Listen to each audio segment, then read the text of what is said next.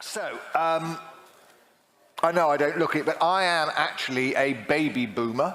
I was born in the 1950s, and my children will tell you I'm still there.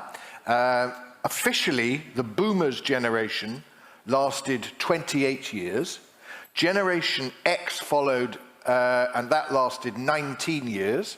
The millennials, probably some millennials in the room, Lawrence said he was a millennial this morning, they lasted, the millennials lasted, and also Gen Z or Generation Z, they both lasted 15 years. And then we're now told that Generation Alpha, who are the current lot, are you Generation Alpha? No. That's only going to last 12 years. I mean, basically what seems to be happening is these generations are coming faster and faster at it. So for oldies like me, keeping up with the next generation is becoming increasingly difficult. You think you've got a handle on it, and a new generation turns up with new demands and desires. Fortunately, help is at hand. Joining me for our tea time fireside chat. This is going to be just for your. We're not going to set fire to this in the real world, but imagine we're in Decentraland now. We're going to set fire to the table as our fireside chat, toasting marshmallows. Be lovely. Yes, we're going to have, as my guest for our tea time fireside chat is Gwyn Jones, who is the Chief Executive of Castle Green Homes, which recently won RESi Newcomer of the Year. Yeah. In May, I believe. Yeah. Castle Green is a housing company with a difference. It's designed for digital consumers. That's basically for Generation Z and Alpha, I guess, yes. Possibly earlier. It is a case study, ladies and gentlemen, how to stay relevant, one which I've eminently failed over many decades to do. So welcome, Gwyn, I should say. And let's start by just explain the thinking behind Castle Green Homes.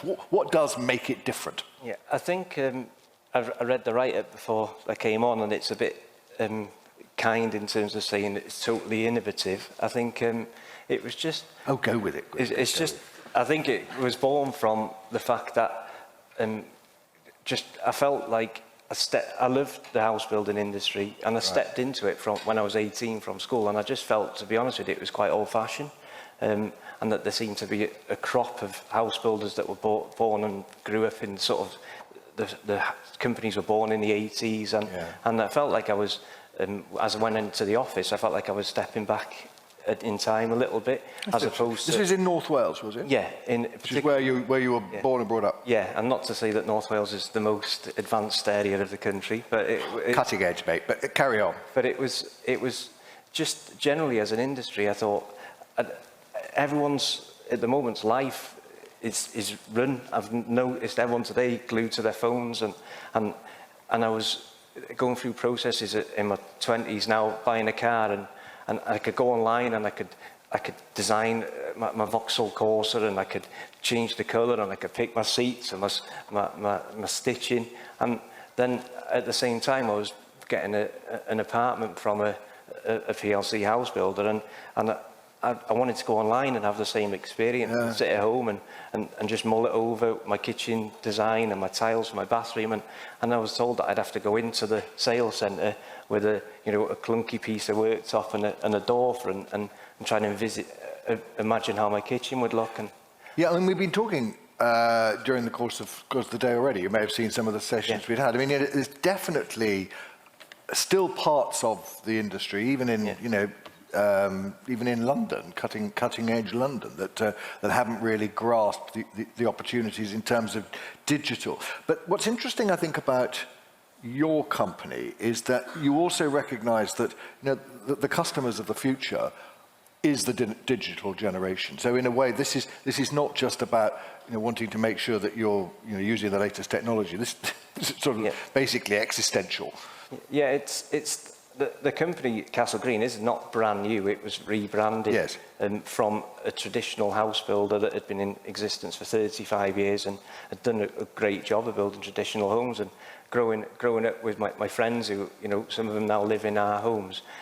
That people still want good traditional homes, but the way they go about the consumer experience has changed. Well, so let's actually sort of explain exactly what we're talking about here. So I mean, obviously you'll be on Facebook, I guess, and other social media. Well, explain what your... Facebook, Instagram, TikTok, Right. all of the social media platforms, and watching even my children now, there's people on Instagram and that build such a big following, and they've got nothing to sell apart from something to say. Yes. And how many Instagram followers does Castle Green have? The last count, I think it was about 130,000 and rising. So from about 200 in the beginning of COVID. Well, That's an impressive Instagram following. What do you think they come to you for? I think you've just got to try and appeal, and actually I think if more as an industry we were braver in pushing ourselves out there and being known, I think that if it's embraced, I don't think it'll be an unusual number of followers. I think it's just that we've embraced it, and I think we need to put our heads out there and get with other industries that have gone streets ahead. And, you know, really, I'm sure the bigger house builders, you know, we're only operating in a small area of North Wales and the North West. We build 3... Well, that's what I'm thinking. I mean, that's an awful lot of people for quite a small and not particularly heavily populated area. And they come, you know, and to follow a house builder, I mean, probably, you know, some of the kids, that doesn't sound that cool, you know, but you obviously are offering something that they really want. It's studying other sectors and how people are appealing and just making it as trendy as you can. And I think if you can get into that, because these young people, although it might not necessarily be seen as cool, it's going to be the biggest purchase of their life. So if so what do you think there's 130,000 on Instagram. How many on TikTok do you have? Lots. Lots. Okay, big numbers. They're coming because they're thinking, I might buy a house from these people one day, are they? We start off by looking at, we're quite edgy with our interior design. We've got an excellent marketing team who have been edgy with the interior design, and I think you can look at the housing market in a wider context in terms of showing off interior design and giving aspiration. So I think we also grab followers through, they look at how we design a bedroom and furnish it, and then brings them into the brand that way. So that's interesting. So I'm sort of beginning to get it now. So obviously the traditional marketing of a house, you know, the photographs are probably going to look pretty familiar to us. There was something about what you added in that gave that, oh, that's interesting. And then people would say, hey, look at this. And that's an interesting way of selling a house building company. So just give us an idea of the kind of, in terms of the furnishings, for instance, what you might do. We just would pick, for example, there was a half moon mirror that was lit, and it was something that inspired people. So that video got shared millions of times. Wow. It's an entry to your brand. So okay, you're there to sell the house, but as you're emerging as a nothing brand with 200 followers, you've just rebranded last week. It's a way of getting Castle Green into people's minds for the future. They've got a positive connotation. So then when they eventually turn up at you know, somewhere where we're competing with other house builders, they've already seen Castle Green and they've got a feeling of a connection before they've even come through the door. So. Really interesting. And obviously you're in North Wales, not particularly well-off part of the country. There's quite a lot of deprivation there. Do you kind of sell your Welshness? I mean, is there sort of part of the way that you're marketing, you know, that we are, you know, from North Wales, proud to be from North Wales, and providing for the people of North Wales? We operate in North Wales and the northwest of England. So right. I'd say that in North Wales, I'm a very proud Welshman, but we're trying to build a brand that's going to go sort of UK-wide. So it's just about building a sense of being a bit edgy, a bit cool for the future, and getting people interested. Now, the sort of the average age of the kind of people who are engaging with you on Instagram, I'm going to guess they're probably in their 20s, perhaps even younger. I don't know, maybe 30s as well? Yeah, 30s, yeah. Oh, really? Okay. Probably, you could say older than you think. There's a lot more people getting into it now. It's just me that's really out. Anyway, but I'm interested because, as we say, that part of the country, even if you're moving into the northwest of England, you're still going to be dealing with some pretty down-at-heel communities up there. People don't have huge amounts of money. I know that from your background, I mean, you know, you don't come from a particularly well-off background either. You haven't got a sort of tycoon dad who's sort of taken you into this. So to what extent are you also trying to provide a product and provide a service that is going to make sense for people who are on quite tight budgets? Yeah, it's that. I've always said it's not a catchy slogan, but it's houses for the people. It's houses for our community. It's houses for our friends that we've grown up with, and you know, our colleagues in work, and we also are quite diverse in our business model in terms of we're a homes business and we're a partnerships business in one. So we'll mix tenure site, and we'll do homes. It could be affordable housing. It could be open market homes. It could be built to rent. It'll be. Now, how important is it for you and the sort of principles of your company that you are able to provide products that will be accessible right across the income range? It's massively at the roots of what we set out to do, because I wanted to create something that was relevant to what I'd experienced, and not lose touch with it. I want to try as much as I can to keep in touch with. I came in, I said I bought an apartment from a PLC house builder, but it was actually a shared ownership scheme. So, and that was probably 10 years ago. That got me on the ladder. Then back into a second-hand 3-bed semi, you know, and then you move on. So I think for me, affordable housing as well is. So your own journey really mattered in terms of how you approach the challenge. Yeah. So let's talk about affordability, because I mean we've talked quite a lot already today about the desperate need for affordable housing, but also the difficulties in terms of viability, in terms of actually just making the numbers add up. Yeah. How have you approached that challenge? I think, to be honest with you, that in the new build pipeline, if you accept a slightly more modest margin, it does stack up at the moment. The government are helping with funds. I think the biggest issue we've got as a country, which to me was my second lesson in business in high school, is supply and demand. I think it's quite straightforward. We have a problem with supply, house prices go up, and then it chokes the market for a little bit until people can catch up. And I think we just need to supply across all tenures, and I'm a massive believer in that myself. We're a homes business, but I love building all different tenures because I think it's important. So we'll come on to the sort of placemaking bit, but I just want to sort of just push you a little bit around the affordability stuff, because a lot of people in this room, I think, will, you know, they'll be in favour of the principle, but actually very often it's almost a nice to have. It's, you know, sometimes it can be quite difficult to make, as I say, to make the numbers add up to. But you think you've come up. I mean, obviously there is help there, and you're using that. But you think you've come up with a way of it's not just about what Section 106 says you are obliged to produce. For you, it's something more than that. Yeah, we've got 3 sites now, totaling about 1,200 homes. I think it's important to refer to the homes, not units. I don't like that word. I think we should remember that we're building homes, and that we've managed to. We've got a deal in place with a housing association where, and we're splitting them sites up. So we've got homes for private sale, Section 106, and also additionality affordable housing, which are grant funded. So we've all them. That third bit, how important is that to you?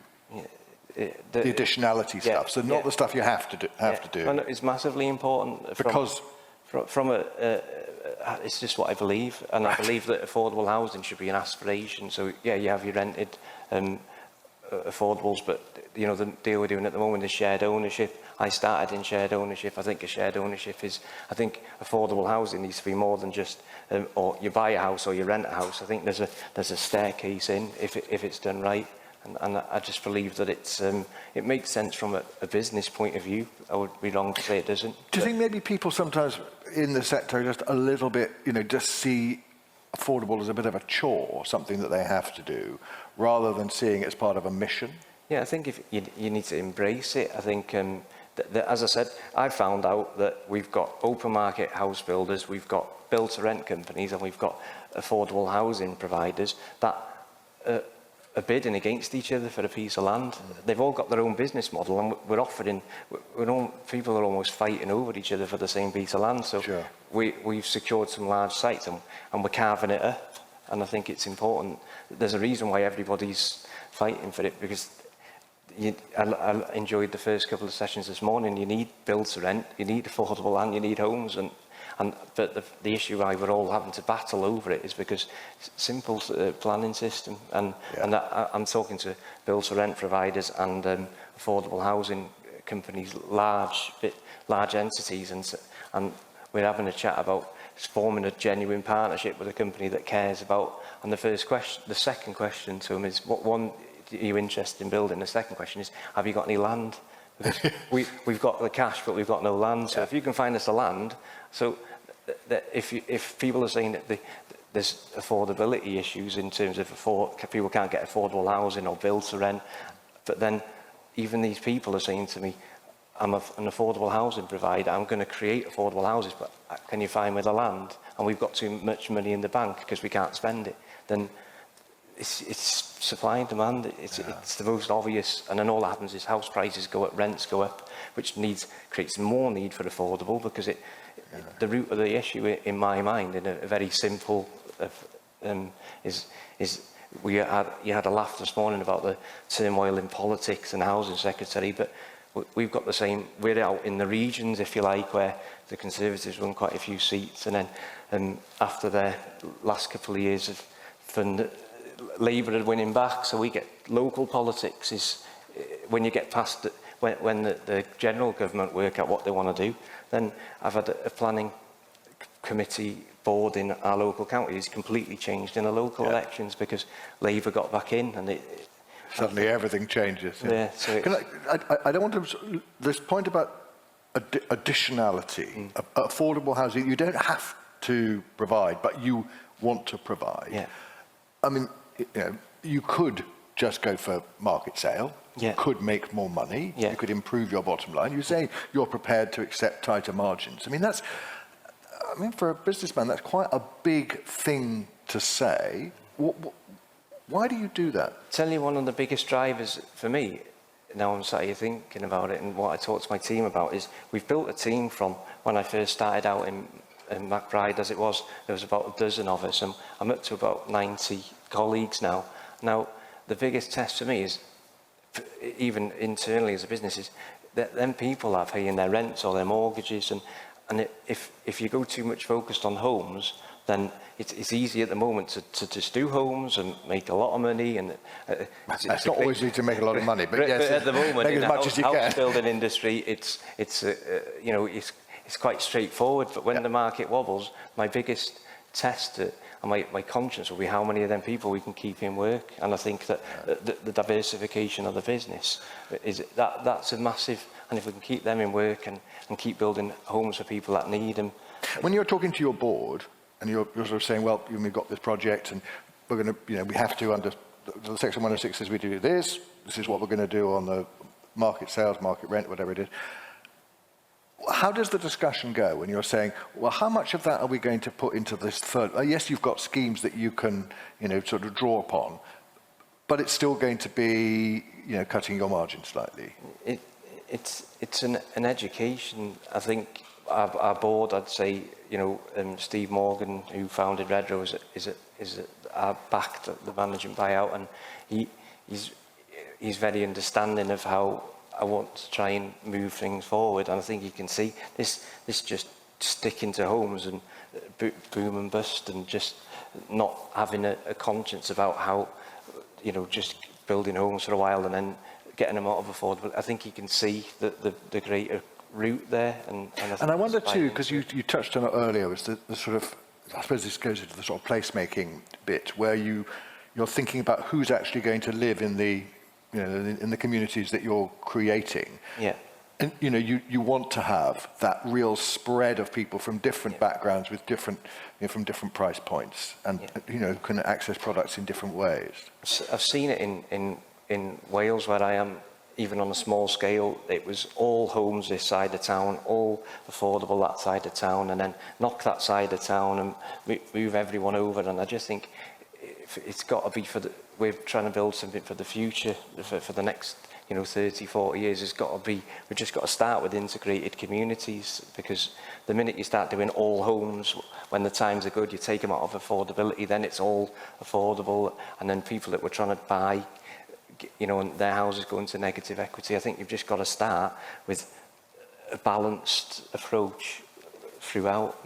And that business of creating places that work, I mean, you were making the point about your own staff, and this is really important, that actually, you know, the people who are going to, you know, drive the groceries round to your house, or, you know, do whatever, need to live somewhere, are going to clean people's houses, are going to empty the bins, and, you know, they all need to be part of it. Communities need all of that, and different ages as well. I mean, we were talking earlier this morning about, you know, one of the dangers of having sort of specialist housing products is that you almost create ghettos, which are not good for anybody, because you can, you know, each generation, for instance, can support another. Yeah, and I think it's about trying to get people on the ladder, and I view affordable housing as just that. It's about a stepping stone for the future, and delivering more homes in different tenures will just take the steam out of the, you know, I believe that the last couple of years, it's great while it lasts, but in a way, but it's been lunacy. I think it's been... What, the house prices? Yeah, I don't like it. I think it needs to calm down. I think all it does is drive to a point where affordability hits a knife edge again and you're back down. And I think I was talking to some niece of mine in my house last week, and she came up with a deposit, and she was getting ready before COVID, and obviously just took it, and she could have afforded an average home in our county 2 years ago, and the goalposts have moved again, and a lot of it's to do with that supply. We know, and I'm sure we'll be talking about this in sessions to come at this conference, we know that investors, big investors, increasingly are looking to a company's ESG credentials. They want to know that you know, your principles, your values are in the right place. Yeah. So I suppose, as well as obviously what drives you as a man, there's also a sense of what makes good sense as a businessman. Yeah, there's multiple benefits. As I said earlier, we've embraced the digital side, so we've got in touch with the future generations. We've embraced the whole ethos behind the green in the brand. I'll come on to that in a minute, but but it does seem to me that, you know, I'm sure many people in this room, they work for companies that have mission statements that are very clear about the values of the company that they work for. It's great to hear somebody who's, you know, sort of started a relatively small thing, expanded it very, very successfully, and is keeping true to the principles that obviously drive you. It's good business sense. I sat in a conference like this in a larger house builder when younger in my career, and he had his pie chart up, the regional director, and he said, we're going to do all affordable mostly, because the whole open market homes market's sort of dead, and we'll never go back to open market homes again, never, because it's too risky. And then the year after, I sat there and housing had picked up again, and he said, bin the affordable housing, there's not enough margin in it, we're going homes. And so I always say to my team on my annual pie chart is it'll flex. And I think that's the important thing, because from a business point of view, investors that are investing in a long-term proposition want to see that you can just be agile. So we don't have to, it's one business. A quantity surveyor, for example, could be working on a homes for sale site and a partnerships affordable site at the same time. You do much rental? Is the rental with... At the moment, we've been more affordable, but that's only because... affordable for sale? On shared ownership? Shared ownership, or general affordable tenants, only because, again, we haven't got enough land to satisfy all the people that come knocking on our door, so at the moment, I've decided that the affordable would be a better... It's actually similar margins, so I felt the affordable would be a more conscientious way to go, but if we got enough land holdings, then obviously we'd look at rent as well. I want to talk to you about green, and you mentioned it just now, and particularly the sort of generations Z and Alpha and whoever they are that you're appealing to. We are told that this is a generation that is, and one could understand why, acutely concerned about the future of the planet, about sustainability, about, you know, zero carbon and all of those things. So how important is it for you, as somebody who clearly does aim your products at that sort of generation group? I think I can't be a man who sits here with 5 children and not be worried about what future we're leaving and legacy. And I think when I set out with green, I meant it. And I think... So what is the sort of policy you have? We're net zero at the moment through, we've gone through everything and been assessed by an independent company, and we've had Net zero, just to be clear, so you offset? Yeah, but, we've offset. So the first year we did it, and it was an interesting exercise, and we've offset. Over the last 12 months, we found out that fuel usage was a massive part of our footprint. So we've transferred by this Christmas, the entire fleet will be over to electric vehicles. We're investing in our team by installing an electric point on all of their homes so that they can access it. And then we're trying to so there's a big drive at the moment to try and reduce our first sort of passive house, if you like, scheme. We've got a pilot scheme that's just gone into planning at the moment. It's just building blocks. We're only sort of 2 years into our new brand, but we're trying to make the right steps. And to what extent is the green offer? I mean, yes, of course, we all need to be thinking very seriously about this, and there's legislation which is, coming at us quite fast, which means that we really do have to be careful. But to what extent does this go back, as it were, to your principles and also your determination to be, we use the word trendy, which doesn't seem right in this context, but to be relevant, perhaps, to that younger generation of people that you're obviously trying to serve? It's about being relevant. I'm learning a lot of my children, and they're learning a lot more in their curriculum before, when they're this big now, than I was, about how they've got to protect the planet and the green side of it. And so from a business point of view, it makes perfect sense. Yeah. Our digital push is not necessarily aimed at maybe buyers so much today, but we don't want to be left behind 10, 20 years' time, or they're going to be... good business sense. It's certainly a good button to be pressing to get that interest from that age group, and actually also, we do our bit. Yeah. I was interested in Tim Bannister was saying, from Rightmove was saying, that there was a sign that people were beginning to look for things like heat pumps and solar panels on when they were trying to, I can't remember if it was buy or rent, but either way, renting probably. And I'm interested whether we are seeing a shift now, that rather than, it's an easy thing to say, but when it comes to it, there's a price to be paid. Do you think that your customers, living in, quite tight budgets in North Wales and the northwest of England, are going to still be prepared to perhaps pay a little bit more to ensure that they're doing their bit for the planet? I think we talked about it earlier, in how that's recognised in mortgages and how the banks look at it. I think that's an issue at the moment, because in terms of how you increase the price of your house with affordability. And also, I think, if I'm honest, before the energy price issue, consumers were not overly bothered to pay the extra. I think the energy crisis has sharpened the minds, like it does. I think. But the question, is it a temporary thing while prices are high, or do you think that perhaps this is something that's going to increasingly? You'd like to hope, in theory, that people realise that this is a cyclical thing, and we can't keep focusing on taking immoral fuels from other parts of the world. But I think at the moment, maybe the pricing is done a bit of a favour in terms of focusing people's minds into buying into what, because it is difficult as a private business. We live in the real world when you're trying to pay more to deliver affordable, affordable yet energy efficient homes. The consumer isn't quite clicking into the value, so it's how we put that across. It has to be led. Yes, and I think that's interesting. So, I mean, it's been fascinating hearing your thoughts on what a modern building company can look like and what it should do. So where will Castle Green be in 10 years' time? What do you want to happen? Well, it's going to run the world, are you? Is that right? Not necessarily. Maybe we won't be the biggest business in the UK, but we'll be I want to feel that we'll be the best. Quite a nice one, by the sound. In an overall context, and I judge that in terms of balancing the moral side, the team we've got, and the product and the quality. Because I think quality's been an issue in the industry that I noticed when I came into it, and I think we're working very hard. And one of the double-edged swords with social media, and I'm putting your head above the parapet for marketing, is they'll tell you. You'll soon get it back.